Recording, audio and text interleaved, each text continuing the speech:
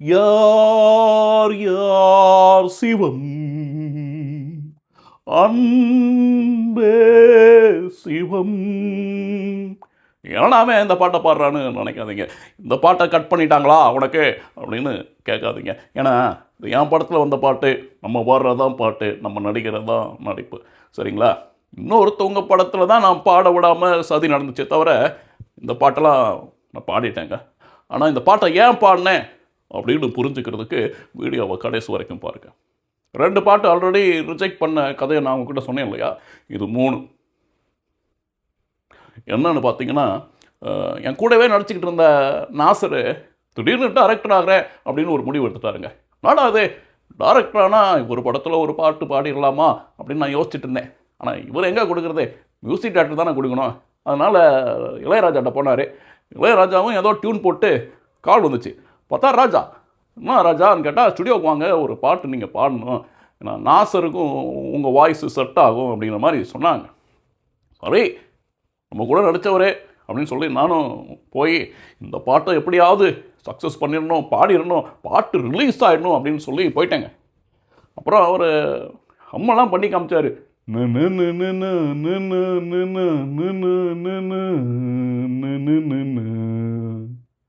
அப்படின்னாரு.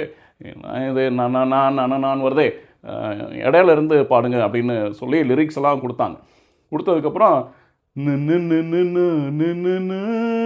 போதுங்க, எனக்கு புரிஞ்சிருச்சு, நானே பாடிடுறேன், நிறைய சங்கத்தெல்லாம் போட்டு பாடலான்னு மனசுக்குள்ள நினச்சிட்டு பாடினேங்க.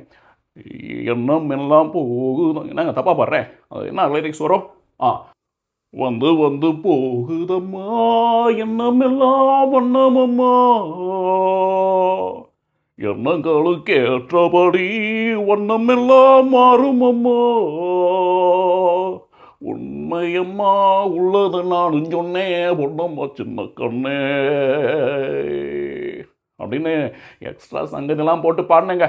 ஆனால் என்ன ஆயிடுச்சுன்னா, படத்துலேயே சங்கதி இல்லை போல இருக்குது. அதனால் எக்ஸ்ட்ரா சங்கதி வேண்டாமே அப்படின்னு முடிவெடுத்தாங்க. போய் ஒரு டீ சாப்பிட்டு வாங்க அப்படின்னு சொன்னாங்க. சரி, ஒரு டீ சாப்பிட்டு வரலான்னு போய் சாப்பிட்டேங்க. ஆறிப்போன டீயை குடிச்சிட்டு வந்தேங்க. 2 நிமிஷத்தில் வந்தேன். வந்தோடனே சொல்கிறாங்க, பாட்டு பாடி அது கொடுத்து அனுப்பிச்சிட்டாங்க, பாடிட்டாங்க. யாரையா அது பாடினது அப்படின்னு.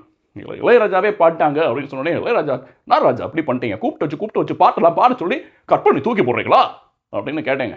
அதுக்கு அவர் சொன்னார், நாசர் வந்து உங்களோட வாய்ஸ்க்கெல்லாம் நடிக்க முடியாது, அது ரொம்ப டீப்பாக இருக்குது, அந்தளவுக்கு நடிப்பு திறமையோடு அதை வெளிப்படுத்த முடியாது, அதனால் ரொம்ப கஷ்டங்க, அதனால் நீங்கள் உங்களோட வாய்ஸில் பாடினீங்கன்னா நான் மேட்ச் பண்ணி நடித்து கொடுத்துருவேன் அப்படின்னு சொன்னார். எனக்கு ரொம்ப சரியாக பட்டுச்சு அப்படின்னு இளையராஜா சொன்னார். ஆமாம், உண்மைதான். அது நான் ரொம்ப டீப்பாக பாடுறதுனால அதுக்கு என்னை தவிர வேறு யாரும் நடிக்க முடியாது. அதனால் சரி விட்டாச்சு, சரிங்க பரவாயில்ல இருக்கட்டும் அப்படின்னு விட்டுட்டேன்.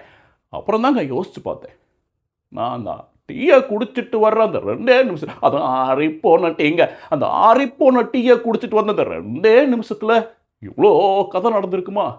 நிச்சயமாக இருந்திருக்காது. அப்படின்னா என்னோட மனசு புண்படக்கூடாது அப்படின்னு ராஜா சார் ஒரு கதையை சொல்லியிருக்கிறார் என்கிட்ட. அடுத்தவங்க மனசு புண்படக்கூடாதுன்னு நினைக்கிற அந்த மனசு இருக்குல்ல சார், அதுதான் கடவுள்.